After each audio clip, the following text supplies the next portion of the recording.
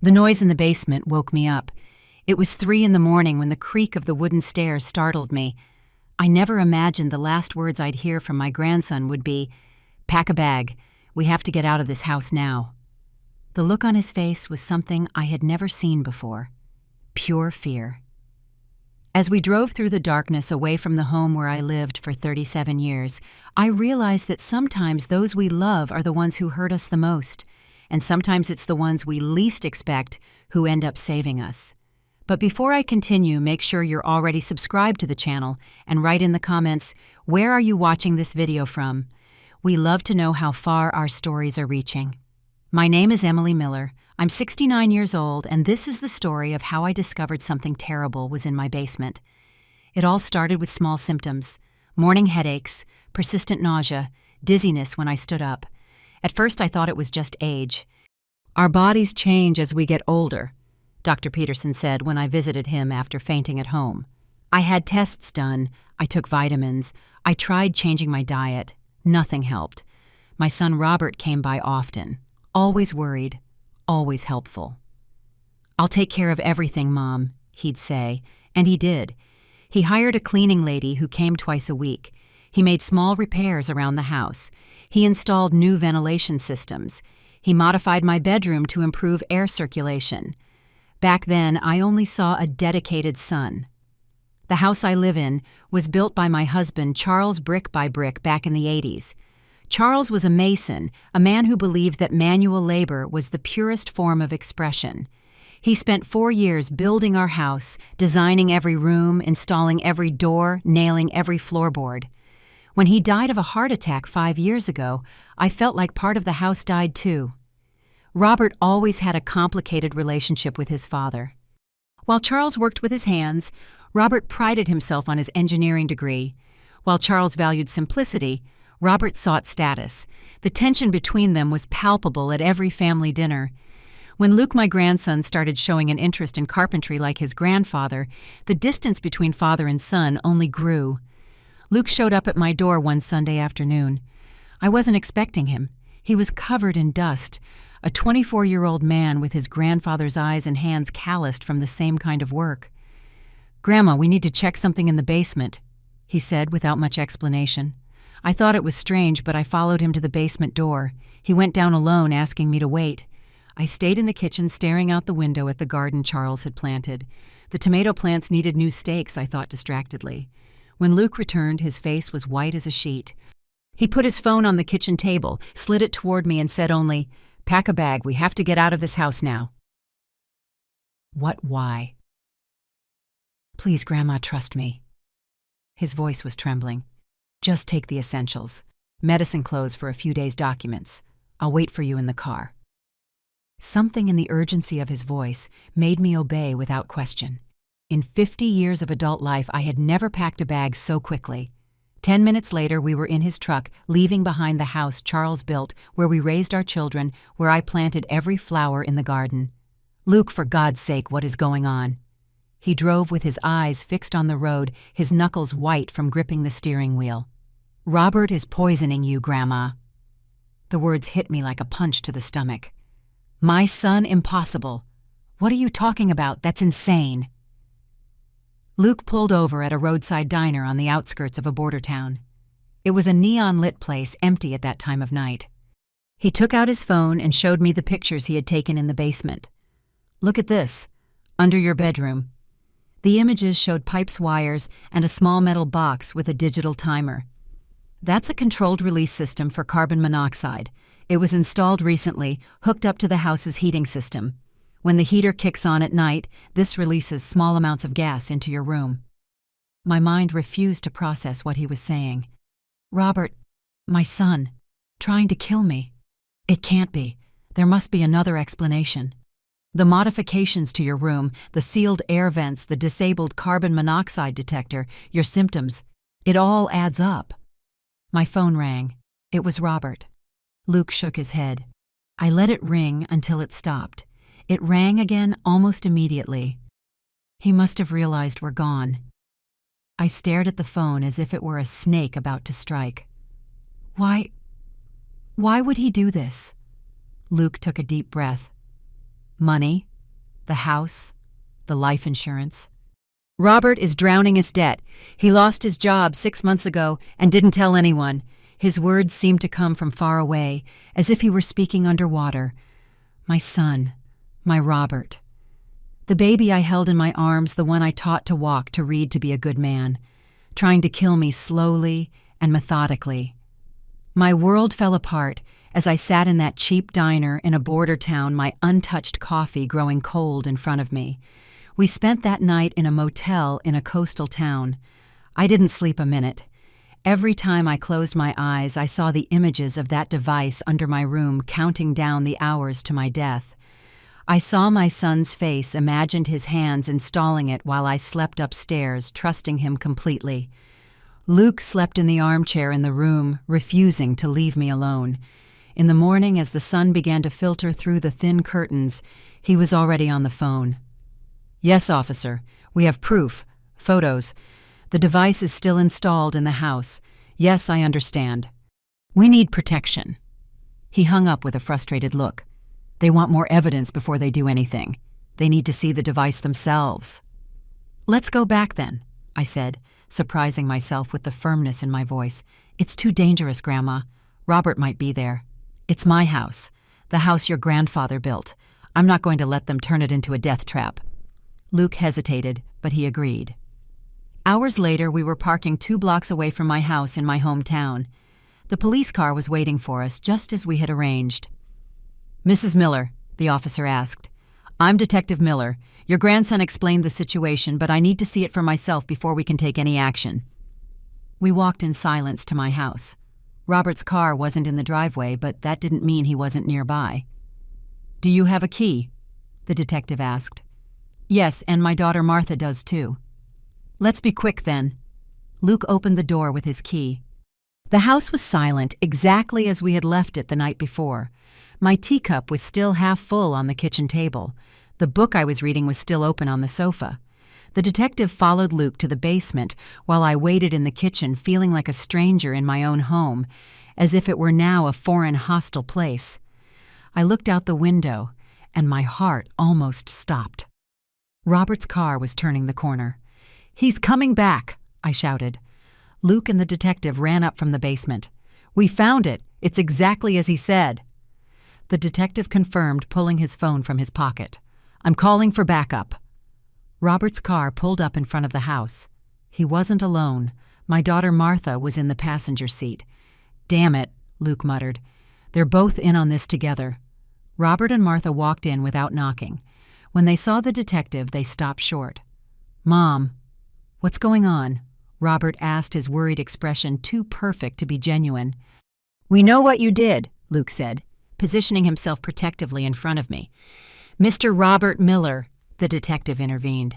We found a device installed under your mother's bedroom designed to release carbon monoxide. Do you know anything about that?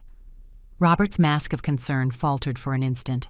His eyes met mine, and in that moment, I knew. It was true. My own son had planned my death. This is ridiculous, Martha jumped in. Luke has always had problems with us. He's trying to turn Mom against us. The device is down there, Luke shot back. With your fingerprints all over it, Uncle Robert. I installed a more efficient heating system, Robert said with studied calm. Luke is misinterpreting. A system that releases carbon monoxide into her room, the detective asked. That's absurd. Robert raised his voice. Mom is confused. She's been having hallucinations because of her age. She's getting more and more forgetful. The slander hit me like a slap. Not only did he try to kill me, but now he was trying to make me seem senile. It's all documented, Mr. Miller, the detective said, showing the photos on his phone. You modified the air vents in her room, installed a fake carbon monoxide detector, and placed a controlled release gas device under the floor. Robert's face hardened. All pretense of concern vanished. You don't understand, he said, his voice low and intense. We lost everything. The bank is going to take our house, the kids' private school, Martha's husband's treatment. We needed the money. I heard those words as if they were coming from a stranger, not the child I had raised. So you decided to kill me, I finally spoke. Your father built this house to protect us, and you turned it into my tomb." "It would have been quick," Martha chimed in, her voice cold and calculating. "You would have gone to sleep and not woken up. No one would question it. Old people die every day." Sirens wailed outside. The backup had arrived. Robert and Martha exchanged glances. In a sudden move, Robert lunged toward me. Luke stepped in front protectively, but Robert shoved him hard, knocking him down. The detective tried to intervene, but Martha blocked his path. "Mom, you have to come with us, now," Robert ordered, grabbing my arm forcefully. I looked at my son's face, searching for any sign of the boy I knew. I found nothing but desperation and greed. "No," I said firmly, yanking my arm free. "It's over, Robert." The front door burst open, and 2 uniformed officers entered. Robert backed away, knowing he was cornered.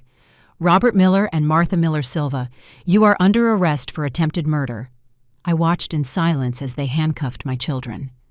The people I had brought into the world, whom I had loved unconditionally, were now being led away like criminals. Because that's what they were. When the door closed behind them, I sank to my knees on the living room floor. Luke held me, his broad shoulders shaking with my sobs. "How did I not see it?" I asked through tears. "How did I not see what was happening?" "It's not your fault, Grandma," he whispered. "They betrayed your trust in the worst way possible." I looked around at the house Charles had built with so much love in our hometown. Every wall, every nail, every board had been placed by him with care to create a safe home for his family. Now that home had become a death trap, transformed by the hands of his own son. "I can't stay here anymore," I said softly. "I'll never feel safe in this house again." Luke nodded, understanding. "Let's go. You can stay with me until we figure out what to do." We left together, closing the door on a house that would never be a home again. The police station smelled like old coffee and disinfectant. I sat on a hard chair across from Detective Miller as he took my statement. Luke was by my side, his steady presence the only comfort in that cold, impersonal place. "So, Mrs. Miller, how long ago did you start feeling these symptoms?" the detective asked. "About 3 months. At first it was just morning headaches, then dizziness, weakness, nausea. And your son Robert started the renovations on your house when, about 4 months ago. He said he wanted to improve the house's energy efficiency, seal up old drafts, install new ventilation systems." The detective took notes, his face unreadable. "You never suspected—" The question hit me like a slap. Of course I didn't suspect. What mother would suspect her own son is trying to kill her? Robert was always ambitious, I answered slowly. But I never thought he would go this far. Luke took my hand. His fingers had calluses in the same places as Charles's. Workers' hands. "We'll need a warrant to access their bank accounts," the detective explained. "But from what we've already discovered, your son is drowning in debt, his house is about to be foreclosed on by the bank, and your daughter's husband needs expensive treatment for a kidney disease." "My insurance money and the house," I murmured. "Exactly. Around $800,000 in total. Split between your 2 children, it would have been enough to solve their financial problems." The coldness of the calculation made me sick. My life reduced to a dollar amount weighed and found wanting compared to my children's debts. Later, in Luke's small apartment in a nearby city, I sat on the makeshift bed in the living room and tried to process everything that had happened. The walls were thin, and I could hear the sound of traffic outside. Luke came in with 2 cups of tea. His apartment was simple but cozy. Tools were organized meticulously in a corner. Woodworking projects were scattered on the counter, so much like Charles. "How did you find out?" I finally asked. He sat across from me, holding his mug with both hands. "I'd been suspicious for a while. When you started getting sick, I researched your symptoms. They all pointed to carbon monoxide poisoning." He took a sip of tea before continuing. "Then I noticed the modifications to the house, the sealed air vents all concentrated in your room, the detector that seemed to work, but when I checked it, it was disabled on the inside. Why didn't you tell me sooner?"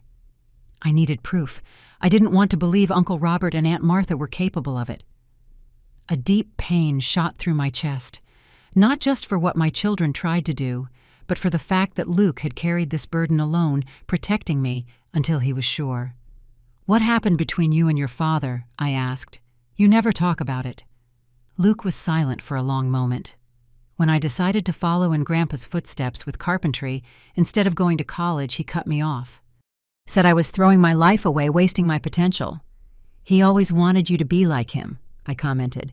"An engineer, respected, successful." "But I wanted to be like Grandpa, to build real things with my own hands, things that last." Silence fell between us again. Outside, it started to rain heavy drops hitting the window. "Robert always had a complicated relationship with your father," I said quietly. "Charles was a simple man, proud of the work he did. Robert wanted more, status recognition money." "I remember the arguments," Luke said. "Grandpa would say a man's character was in the work he did and how he treated others. Dad said that was a poor man's philosophy." I remembered those arguments at the dinner table. Charles with his rough hands and sun-weathered face, Robert with his expensive suits and poorly concealed contempt for his father's work. "Your grandfather built our house in 4 years," I told him. "After work on weekends, on holidays. Robert never wanted to help. He said manual labor was for people who weren't smart enough for anything better. And now he used that intelligence to turn Grandpa's work into a death trap," Luke said bitterly. The irony wasn't lost on me. Robert, with his education and technical knowledge, had used those skills not to build but to destroy, to kill his own mother. How did we get to this point? I asked more to myself than to Luke. "Greed," he answered simply. "Desperation. Dad always lived beyond his means, always wanting to show off his success. When it all fell apart, he chose the easiest way out." The next day I was given permission to go back to the house and get more of my things. Luke insisted on coming with me. The house felt different now, tainted. Every room, every familiar object brought back memories that were now stained by betrayal. In my bedroom, I looked at the ceiling where the fake monoxide detector was still installed. I thought about the nights I spent there sleeping peacefully while the gas slowly seeped in, poisoning me. I opened the closet and started picking out clothes. In the back, I found an old shoebox. Inside were the letters Charles wrote me when we were young. His blueprints for our house, detailed drawings of every room, every door, every window. "Grandma," Luke called from the doorway, "I found something you should see." He led me to the office where Robert often worked when he came to visit. In a locked drawer that the police had opened, Luke found a notebook. "It's Dad's handwriting," he said, handing me the notebook. The pages contained detailed calculations, gas flow rates, carbon monoxide concentrations, estimates of exposure time, and most disturbingly, a timeline. Month 1-2 initial symptoms, headaches, fatigue. Month 2-3 intensification, nausea, mental confusion. Month 3-4 significant deterioration, fainting, weight loss. Month 4 final result. My son had methodically calculated how long it would take to kill me. He had planned my death like an engineering project with stages and deadlines. The tears came without warning. Not for what almost happened to me, but for the loss of the children I thought I knew, for the complete destruction of the family Charles and I had built. Luke took the notebook from my shaking hands and held me. "Let's get out of here," he said softly. "This isn't your home anymore." I looked one last time at those walls, Charles's work now desecrated by the hands of our own son. "No," I agreed. "It's not." As I left, I stopped on the porch and touched the doorframe hand-carved by Charles. A final goodbye to a home that would never be mine again. In the following months, my life turned into a legal nightmare at the state capitol. Statements, hearings, meetings with lawyers. The case attracted local media attention. It's not every day that middle-class children try to kill their own mother for money. Robert and Martha were formally charged with attempted murder conspiracy and several other crimes. The evidence was overwhelming. The device in the basement, Robert's meticulous records testimony from neighbors who saw him doing frequent renovations. What shocked me the most were the emails between Robert and Martha recovered by the investigation. "Mom is getting weaker. The plan is working. 1 more month and it will all be over." Are we sure no one will suspect? What if they ask for an autopsy? Old people with heart problems die all the time. I'm monitoring the symptoms. It will look natural. My own children coldly discussing my death as if it were a logistical problem to be solved.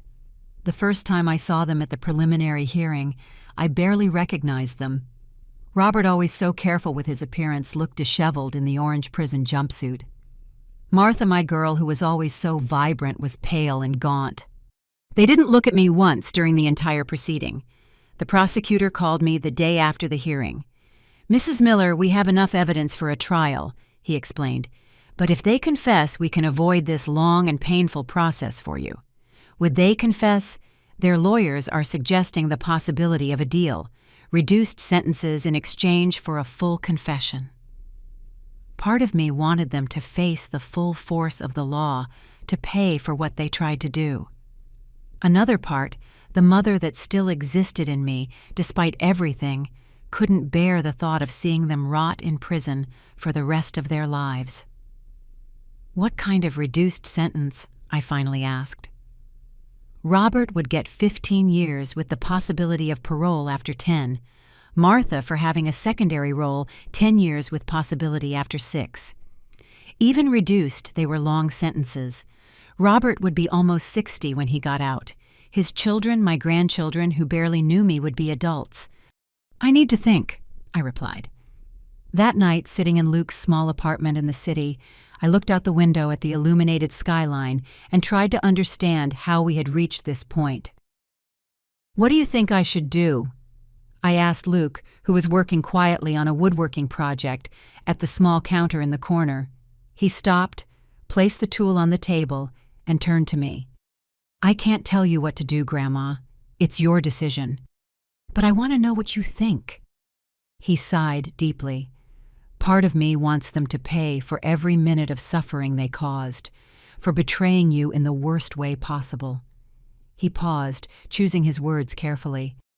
"But another part understands that in the end, they are still your family, and that maybe someday you'll want some kind of, I don't know if reconciliation is the right word." Reconciliation. The word seemed absurd in this context. How could I reconcile with people who had coldly calculated my death? "I think I want to see them," I said suddenly, "before I decide on the deal." Luke looked at me worried. "Are you sure it's going to be hard?" "I need to look them in the eyes. I need to understand." 2 days later, I was sitting in a cold room at the state prison waiting. Robert entered first handcuffed, escorted by a guard. He sat across from me, separated by a metal table. The son I knew was gone. In his place was a defeated man with deep, dark circles and a broken look in his eyes. "Mom," he said, his voice barely a whisper. "Why, Robert?" I asked directly. "I want to hear it from you." He looked down at his handcuffs. "We were losing everything. The house, the savings, my children's future. So you decided to kill me." I didn't see another way out. I was desperate. Desperate to the point of slowly poisoning your own mother." Robert didn't answer right away.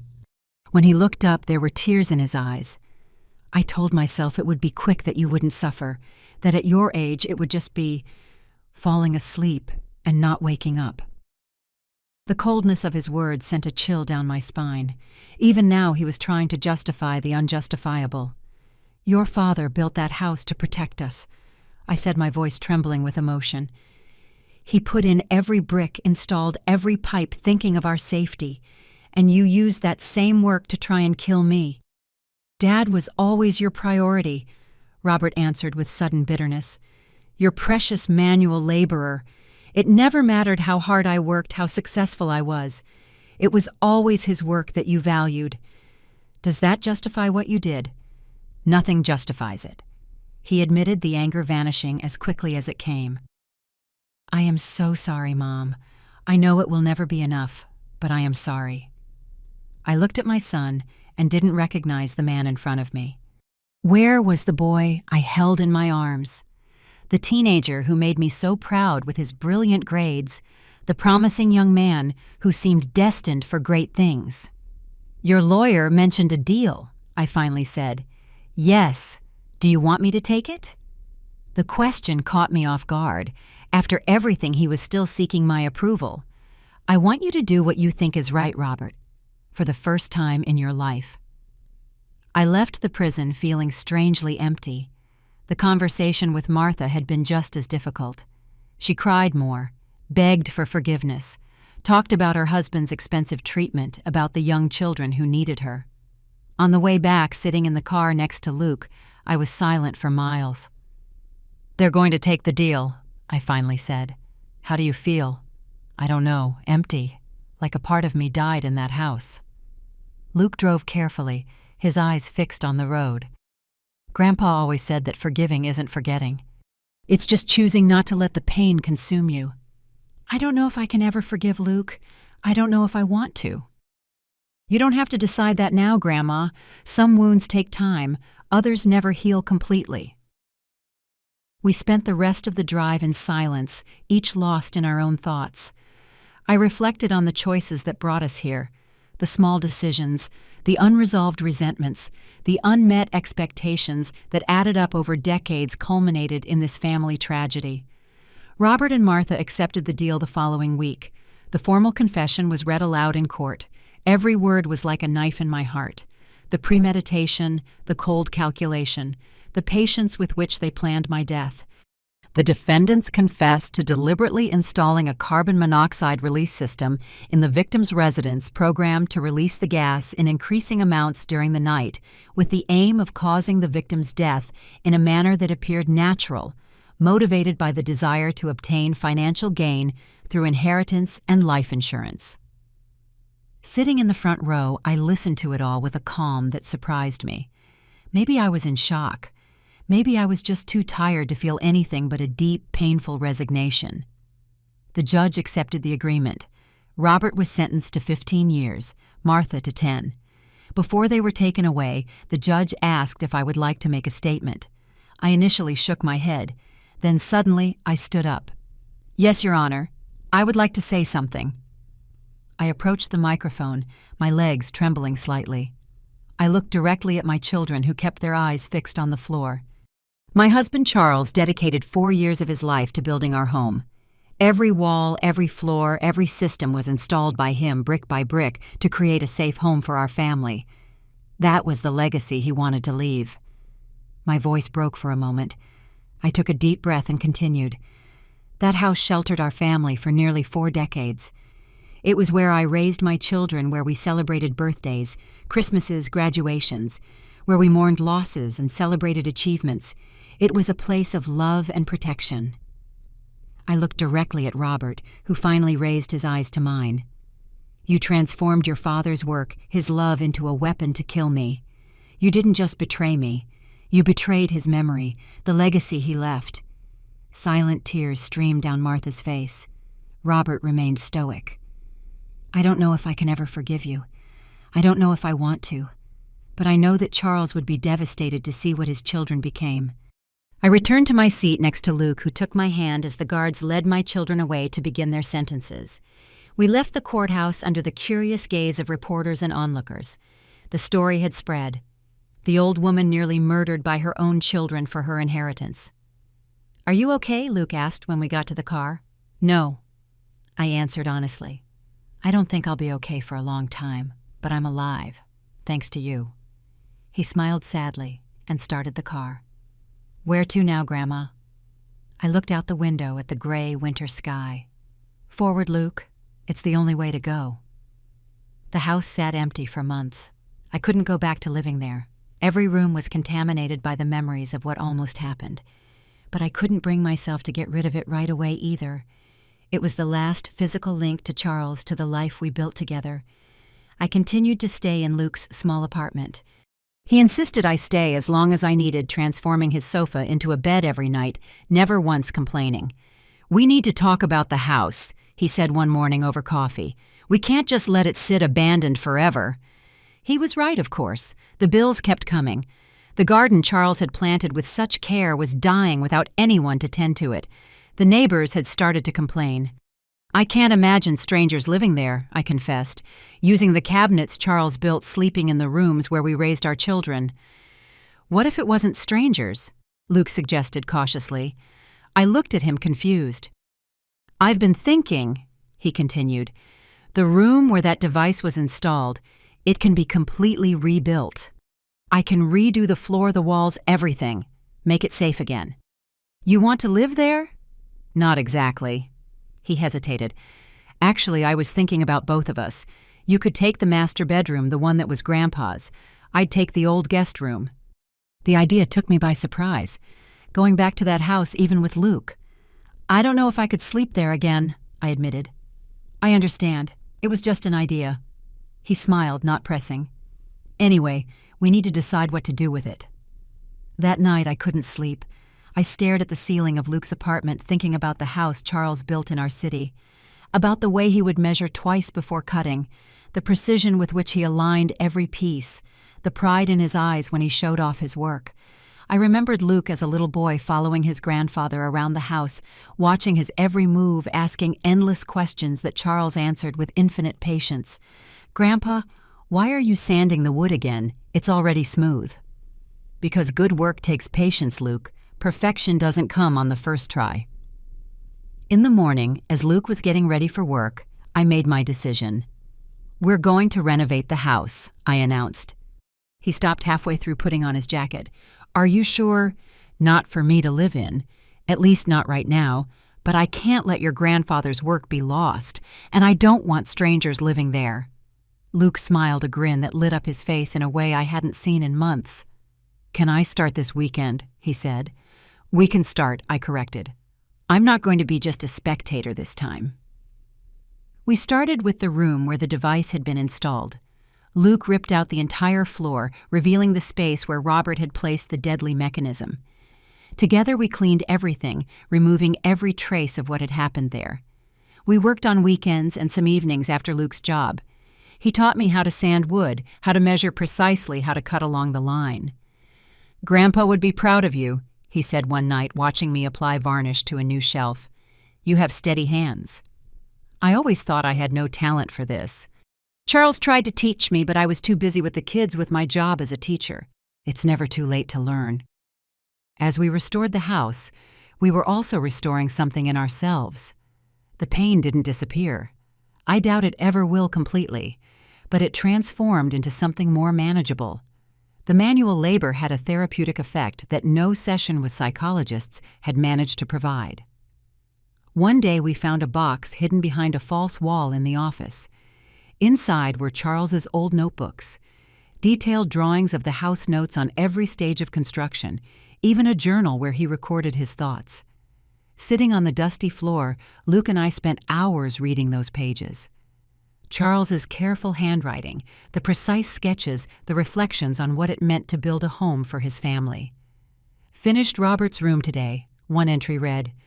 He shows no interest in what I do, but I hope one day he understands that every nail, every board is an expression of my love for him, that this room will protect him and shelter his dreams.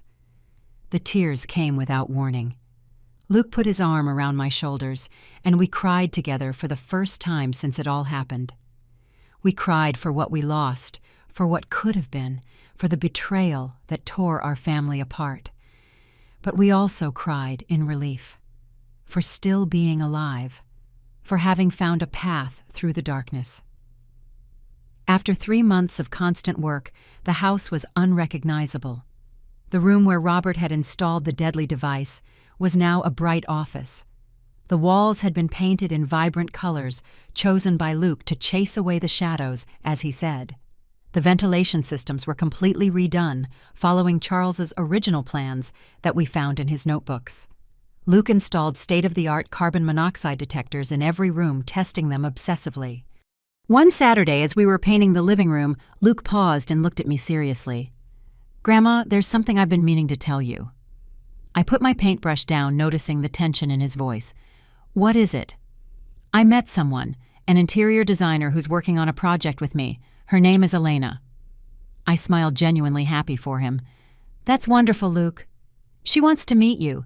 In fact, she had an idea for this house that she'd like to share with you. A few days later, Elena came to have dinner with us at Luke's apartment in the city. She was a woman with an easy smile and intelligent eyes who clearly adored my grandson. "Mrs. Miller," she said after dinner, "Luke told me the story of your house. What happened there?"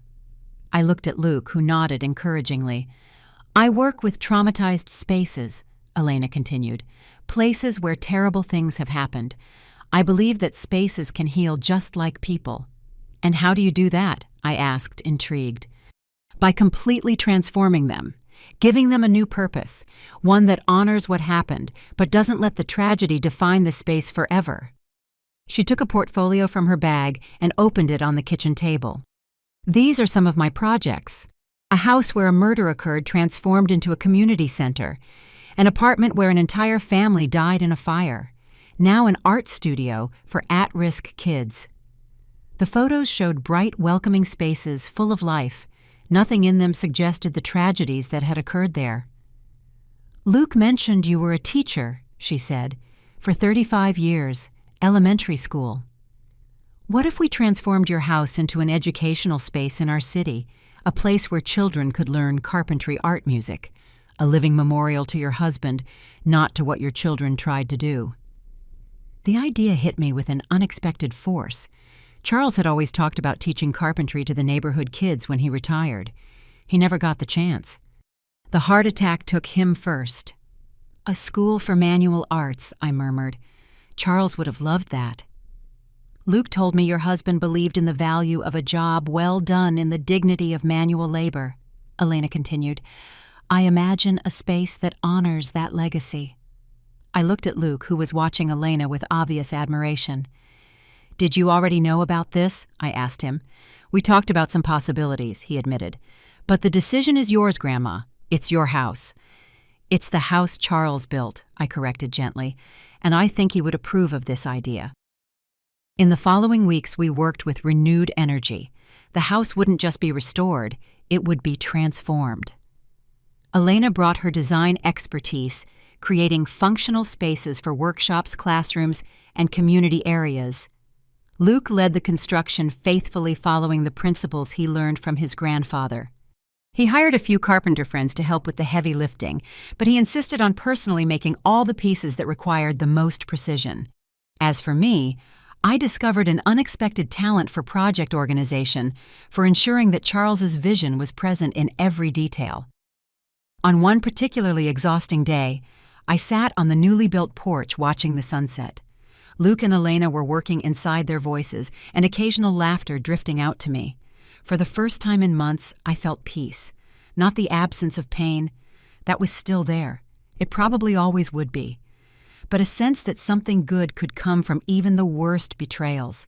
That Charles's legacy wouldn't be the attempted murder, but this new purpose for the house he built. The Charles Miller School of Manual Arts was inaugurated 6 months later in our city. We got funding from the city council and donations from local businesses.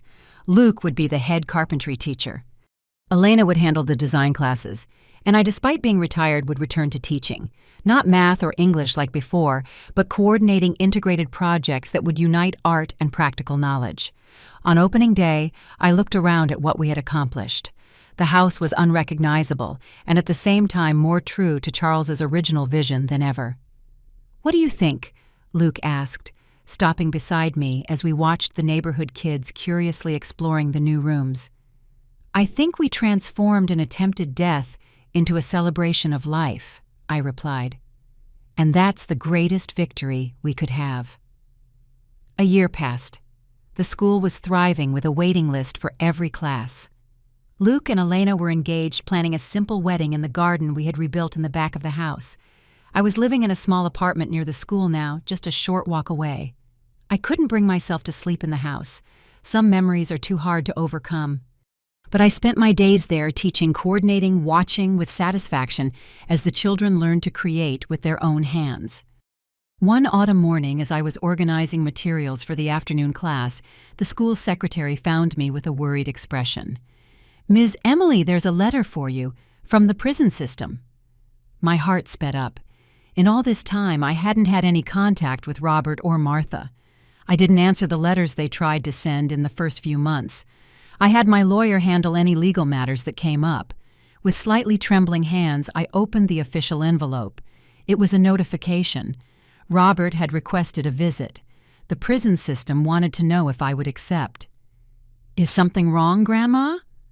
Luke walked into the room, his hands still covered in sawdust from his last class. "Robert wants to see me." Luke tensed immediately.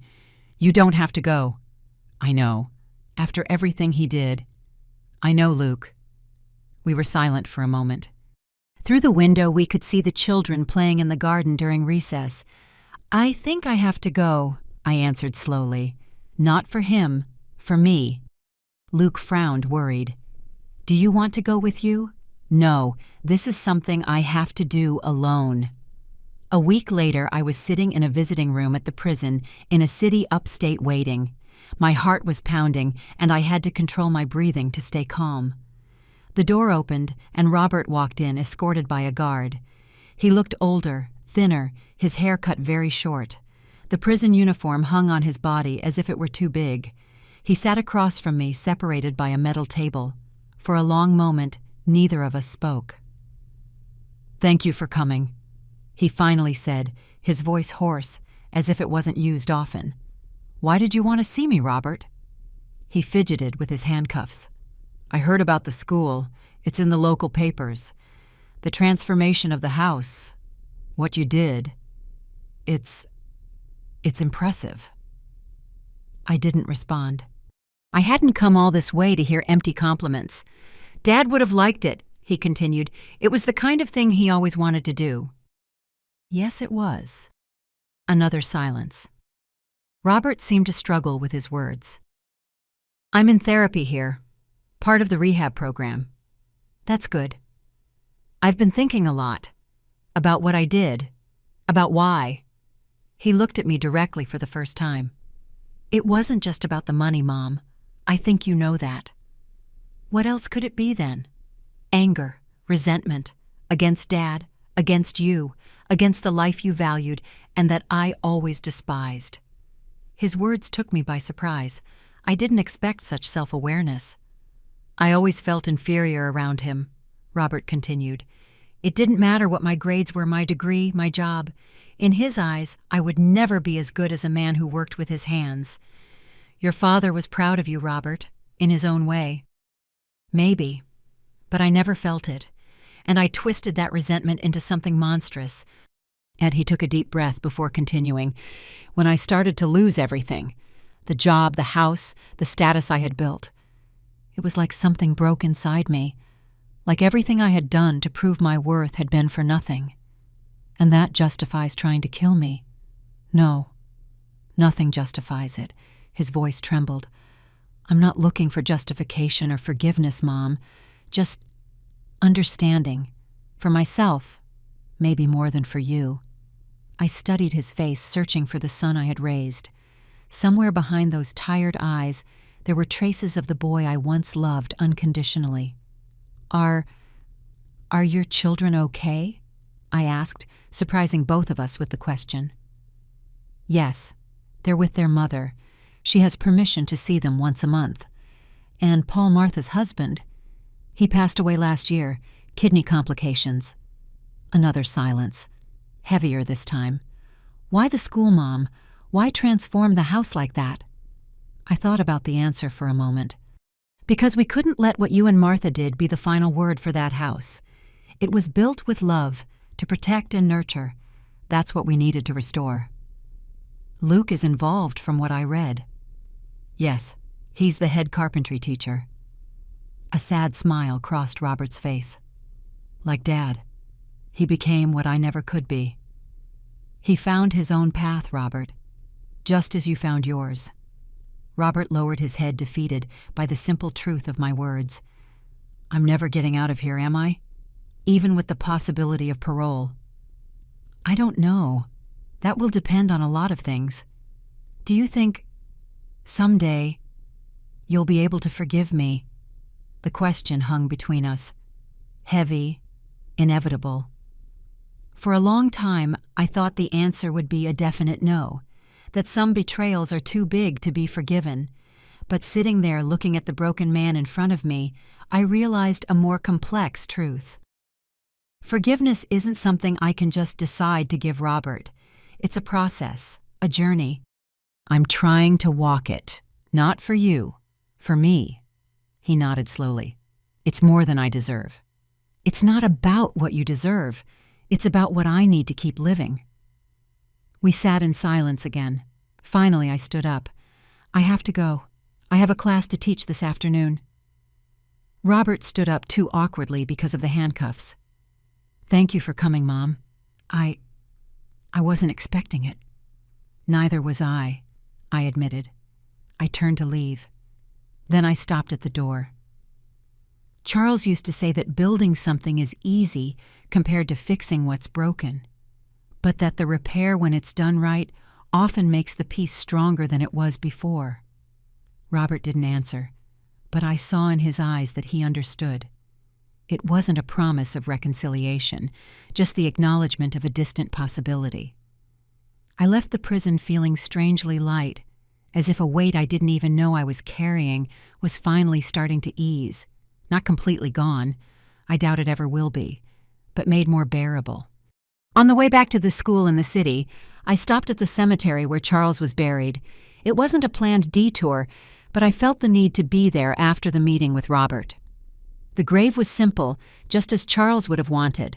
A granite stone with his name dates and the inscription I had chosen. He built with love. He lived with integrity. You would be proud of the school, Charles. I spoke aloud, sitting on the nearby bench. Children learning to work with their hands to create beautiful and useful things. Exactly like you always wanted.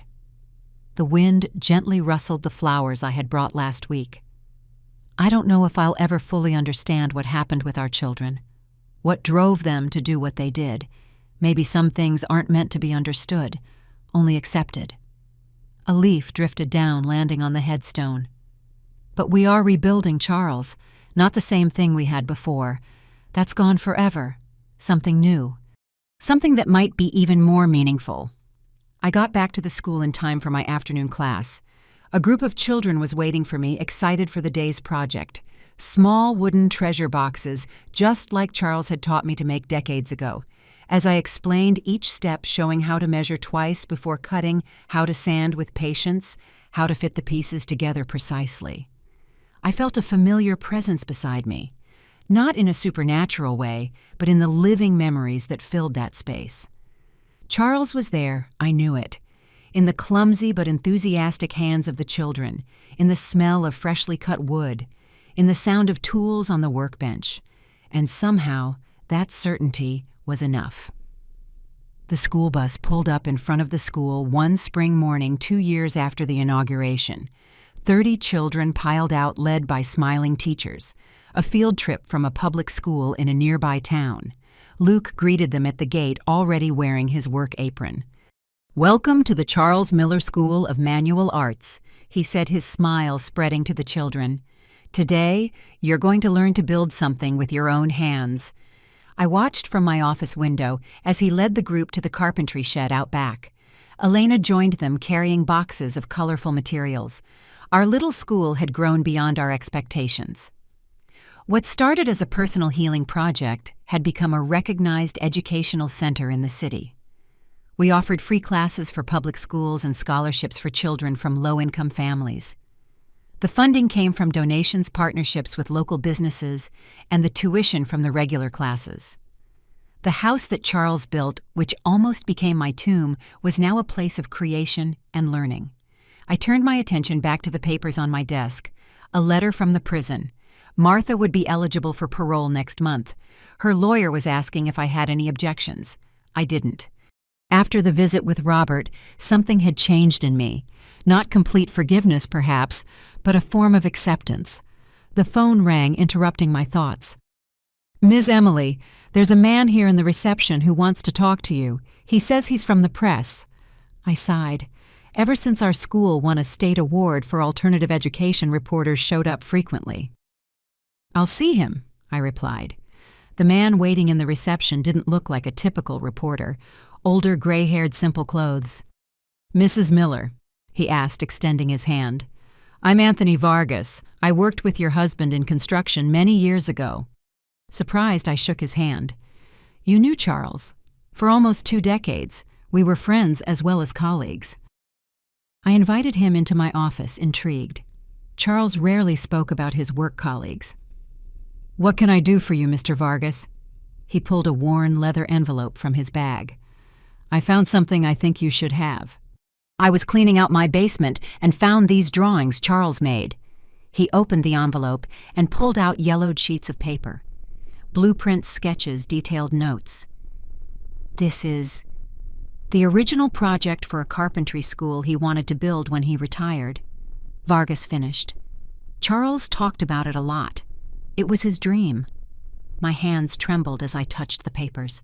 The familiar handwriting, the precise drawings dated 1998, almost 20 years before his death. "He never showed me these plans," I murmured. Charles was private about his dreams, said he didn't want to build expectations until he was sure he could make them happen.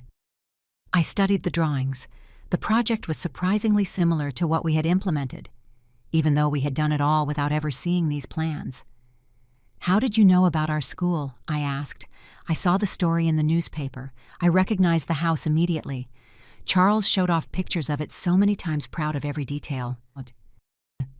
"And you kept these drawings all this time?" Charles gave me copies for a professional opinion. Then, well, life happens. We drifted apart, as people sometimes do. By the time I heard about his death, it had already been almost a year. He paused, looking out the window at the children who were now playing in the garden. "When I saw what you did with the house, transforming it into the exact kind of school he dreamed of building, it seems that somehow his dream found a way to come true." I called Luke, who came quickly from the shed, still with sawdust in his hair. "Luke, this is Anthony Vargas, a friend of your grandfather's. He brought something you need to see." When Luke saw the drawings, his eyes filled with tears. He ran his fingers over the lines Charles had drawn, as if he could connect with his grandfather through that touch. "This is incredible," he whispered. "It's almost exactly what we built." "Without us ever having seen these plans," Luke finished, amazed. "It's as if, somehow, as if he was guiding you," Vargas suggested with a kind smile. I wasn't looking for a supernatural explanation, but the coincidence was too powerful to ignore. Somehow, without knowing Charles's plans, we had built his dream. "Did he talk about this project a lot?" I asked Vargas. "Constantly. It was his great ambition for retirement, a place where kids could learn practical skills they don't teach in regular schools, where they could discover the value of creating something with their own hands." Luke passed the drawings to Elena, who had joined us, drawn by the murmur. "This is extraordinary," she commented, studying the drawings. "The rooms are laid out almost exactly as we designed, without ever having seen this." Vargas stayed for lunch. He shared stories about Charles that I had never heard. Adventures on job sites, challenging projects, moments of camaraderie. "Charles talked about you and the kids a lot," he mentioned as we had coffee after the meal. He was so proud when Robert got into the engineering program. I exchanged a look with Luke.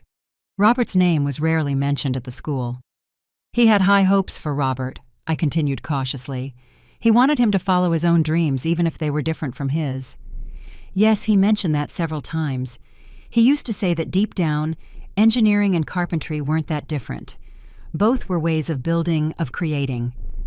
Those words stayed with me after Vargas left, promising to return for a longer visit, maybe even offer a special workshop for the students. That night, sitting on the balcony of my apartment in the city, I reflected on the past and the present we were building. Charles's drawings, now framed and hanging in my office at the school, seemed like a tangible link between what was lost and what had been reclaimed. A week after Vargas's visit, I received an unexpected phone call. "Mrs. Miller, this is the prison hospital. Your son Robert suffered a heart attack. He's stable now, but he asked to speak with you." My heart leaped. Despite everything that had happened, the idea of Robert sick alone in a prison hospital bed stirred a maternal instinct in me that I thought had died. "Tell him I'll be there tomorrow," I replied after a short silence. Luke insisted on driving me to the hospital upstate, though he agreed to wait outside. The security was tight. Metal detectors, pat-downs, and escort to the medical wing. Robert was pale, hooked up to heart monitors. He looked older than his years, his hair now more gray than dark. He opened his eyes when I entered, a look of surprise and relief crossing his face. "Mom, you came." "Of course I came," I replied, sitting in the chair by the bed. "How are you feeling?" "Like someone who almost died." Ironically appropriate, don't you think? Even sick, his tendency for sarcasm remained. "What did the doctor say?" "Coronary blockage. Hereditary, probably. Like Dad." The mention of Charles hung between us, heavy with unspoken meaning. "Can they treat it?" I asked. "They already did. Angioplasty. I have stents now." He paused. "The doctor said I was lucky. If it had happened during the night, I probably wouldn't have survived." The fragility of human life never seemed so clear to me as in that moment. Robert, who had so methodically planned my death, almost lost his own life to the same ailment that took his father.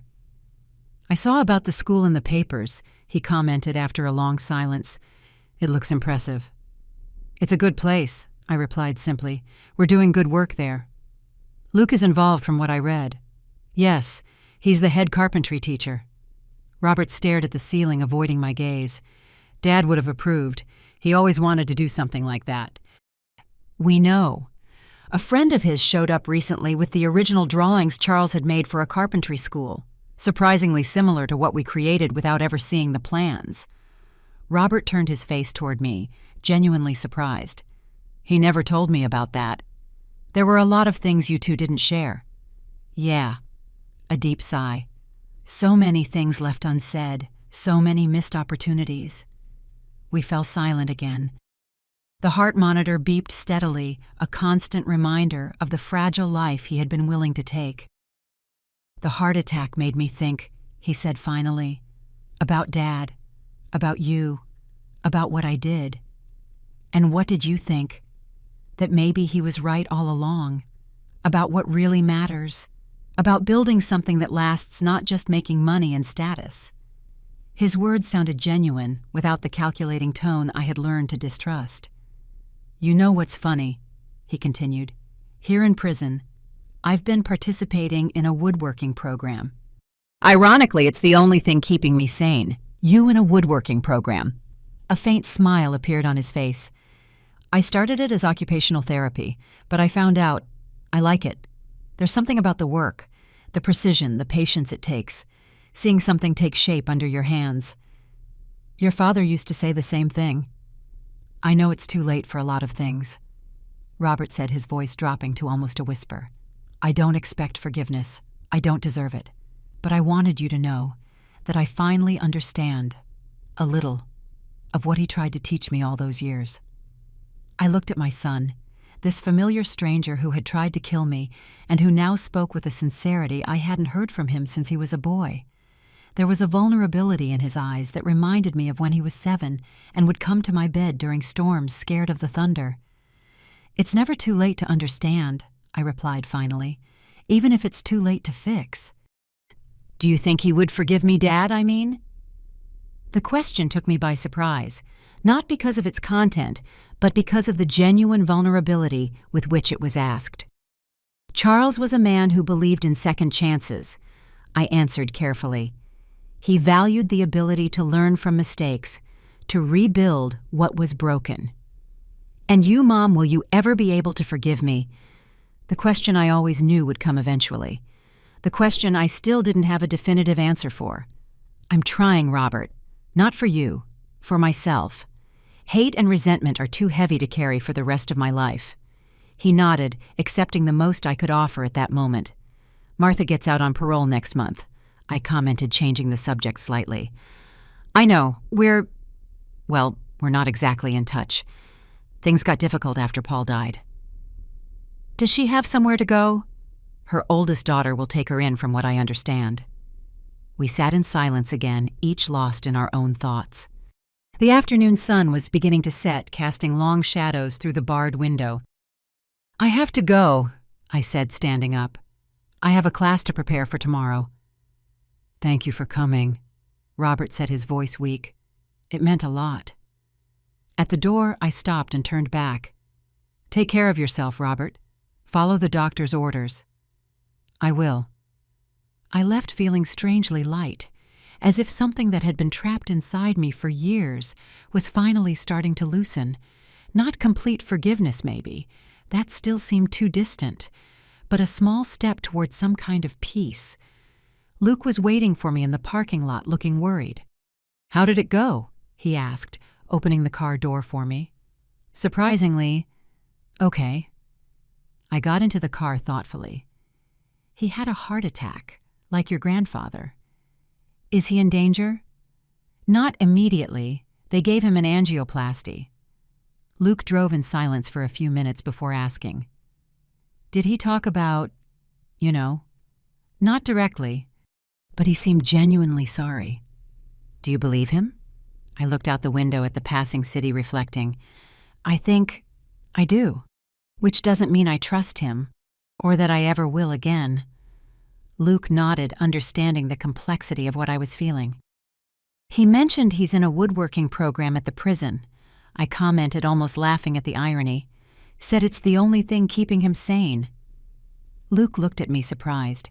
Then he turned his eyes back to the road. "Grandpa would be laughing at that," he said finally. "Or maybe not," I replied. Maybe he'd just be relieved that Robert finally understood what he tried to teach him for all those years. Time passed. The seasons changed. The school thrived, growing beyond the space of the original house. We acquired the neighboring lot, and Luke led the construction of a new shed for advanced workshops. Elena and Luke got married in a simple ceremony in the school garden, surrounded by friends, students, and their families. I watched them exchange vows under the large oak tree that Charles had planted when we bought the house. I promised to build our future with the same care and dedication I learned from my grandfather. Luke said, his voice strong and clear, "Measuring twice, cutting once, and making sure every piece fits perfectly." Elena, radiant in a simple dress she had designed herself, responded, "And I promise to bring color and design to our life together, transforming the space we build into a true home." Sitting in the front row, I wiped away silent tears. Charles should be here, I thought. He should see the man his grandson became, the school his dream inspired, the life that continued to flourish despite everything. After the ceremony, during the small reception, I noticed a hesitant figure at the entrance to the garden. Martha. Thinner, her hair now completely gray, she watched the celebration uncertainly. I walked over to her, surprising myself with the lack of bitterness I felt. "You came," I said simply. "I didn't know if I'd be welcome," she replied nervously. "I can leave if you prefer." "Did Luke invite you?" "Yes, he sent an invitation to my address. I was surprised." I looked at my grandson, who was dancing with Elena in the center of the garden. He had mentioned he was thinking about inviting Martha, but hadn't confirmed his decision. Another example of the generosity of spirit he had inherited from Charles. "You are welcome here today," I said finally. "This is a day of celebration, not grudges." Martha looked frail in her simple dress, her wrinkled hands clutching a small purse. Prison had left deep marks on her. "The school is incredible," she commented, looking around. "I read about it in the papers. You're doing wonderful work." "Thank you." We stood side by side, watching the celebration. There was no need for words. What could we possibly say to each other? After everything that had happened, Luke noticed Martha's presence and walked over to us, Elena at his side. "Aunt Martha," he said, extending his hand. "Thank you for coming." "Congratulations," she replied, shaking his hand, and then Elena's. "You make a beautiful couple." "Have you seen our school?" Elena asked with her characteristic kindness. "Only what I read in the papers." "I'll show you around after the reception," Luke offered, surprising me again. "If you have time." I would love that," Martha replied, visibly moved. I moved away, letting them talk. I needed a moment alone to process what was happening. I found a quiet bench under a tree and sat watching the celebration from a distance. Someone approached. Anthony Vargas, Charles's old friend, now a frequent visitor to the school and an occasional guest instructor. "May I join you?" he asked. "Of course." He sat down, a glass of champagne in his hand. "A beautiful couple," he commented, watching Luke and Elena, who were now chatting animatedly with a group of friends. "Charles would be proud."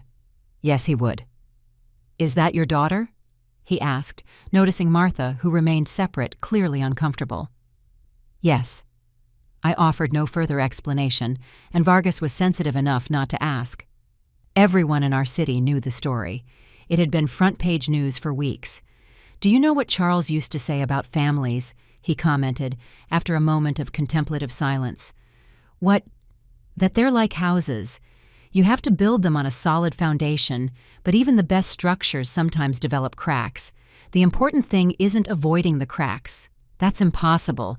It's knowing how to repair them when they appear. I looked at him, surprised by the insight of the observation. Charles said that many times, especially when he was facing difficulties with his children. I glanced back at Martha. She was now talking with one of the school's teachers, still visibly tense, but making an effort. "Some cracks are too big to be repaired," I commented. "Maybe, but Charles also used to say there are always new materials, new techniques, that sometimes you don't fix something to be exactly as it was before. You rebuild it to be something new, something different but still functional."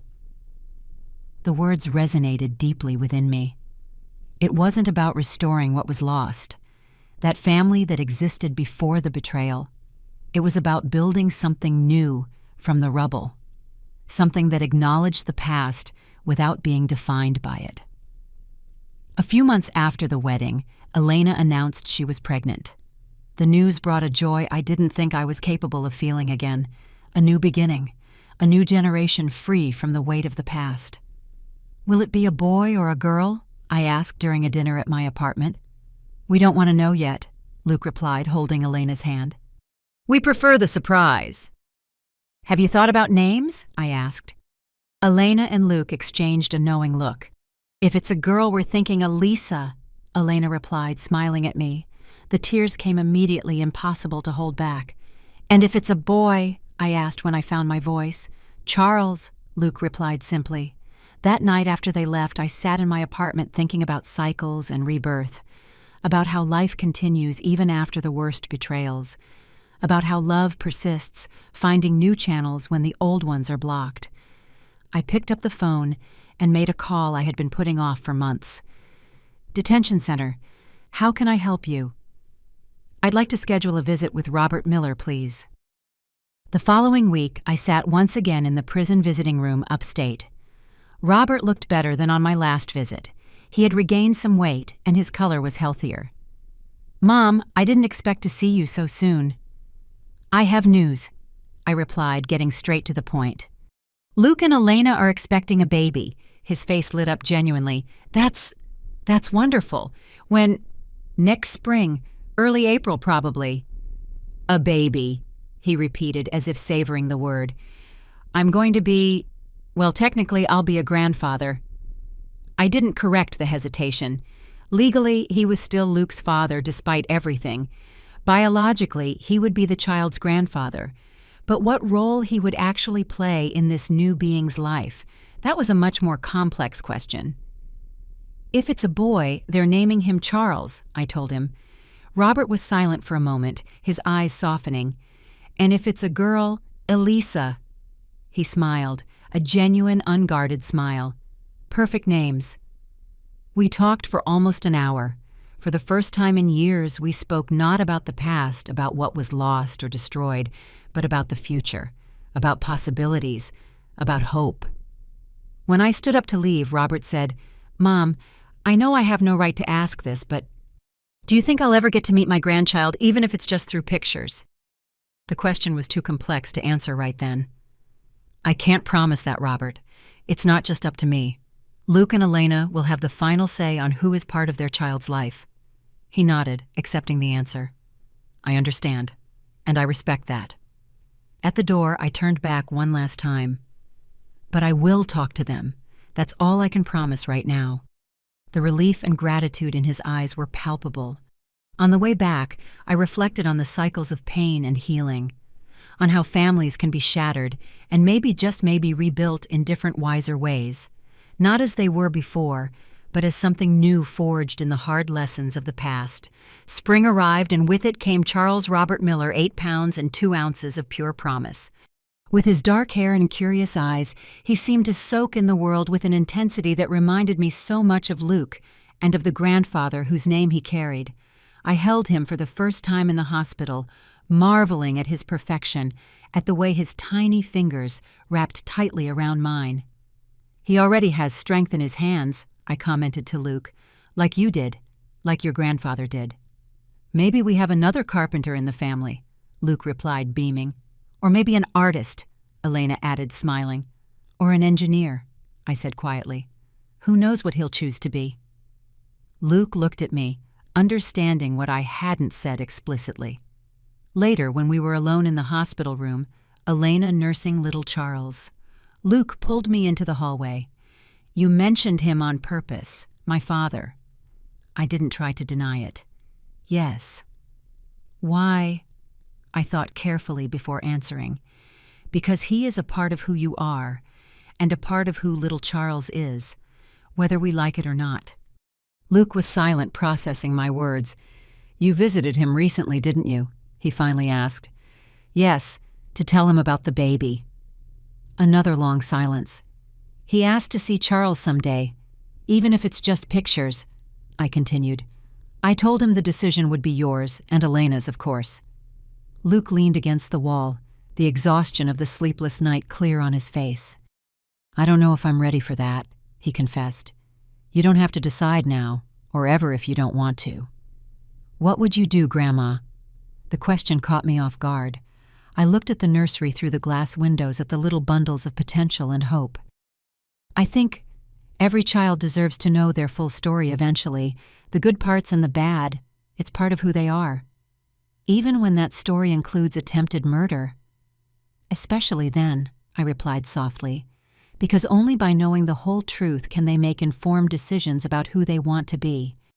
Luke looked down at his hands, strong hands calloused from honest work so similar to his grandfather's. "I need to think about it," he said finally. "Talk to Elena." "Of course." We went back into the room where Elena had fallen asleep with the baby safe in her arms. Luke watched them with so much love that I felt my heart expand. This was it, I realized. Charles's true legacy. Not the house he built or even the school his dream inspired, but this love, this ability to build and rebuild bonds even after the worst storms. Weeks later, during a quiet afternoon at the school, I found Luke in the carpentry shed working on a small wooden cradle. His movements were precise, focused, each piece measured twice before being cut. "For Charles?" I asked, watching him work. "Yes, I want it to be special." I picked up one of the already sanded pieces, feeling the perfect smoothness of the wood under my fingers. "Elena and I talked," he said without looking up, concentrating on his work. "About my father." I waited, not pushing. "We decided we're going to send him a picture of Charles. Just that, for now." "I think that's a good start," I replied gently. Luke set his tool down and finally looked at me. "I'll never fully forgive him for what he did to you. I'll never trust him like I used to." "I know, me either. But Charles deserves to know his whole story like you said, even the hard parts." I nodded, moved by my grandson's wisdom.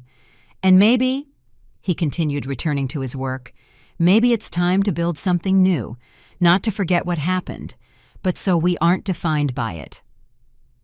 As I watched him work, I saw Charles in him, not just in the gestures and the manual skill, but in the ability to see past the ruins, to imagine something new, where others would only see rubble. In the cradle Luke was building for his son, I saw the promise of a new beginning, a new foundation being laid brick by brick, piece by piece. And maybe that was the true meaning of forgiveness. Not forgetting the past or denying the pain, but the refusal to let the pain have the final word. The determination to build something new, something better from the ashes of what was lost. "Your grandfather would be so proud," I said softly, almost to myself. Luke smiled, continuing his meticulous work. "I know, Grandma, I know. Now if you liked this story, click subscribe. And tell me in the comments what part left you speechless. Oh, and don't forget to become a member to get access to exclusive videos that I don't post here. I'll be waiting for you there.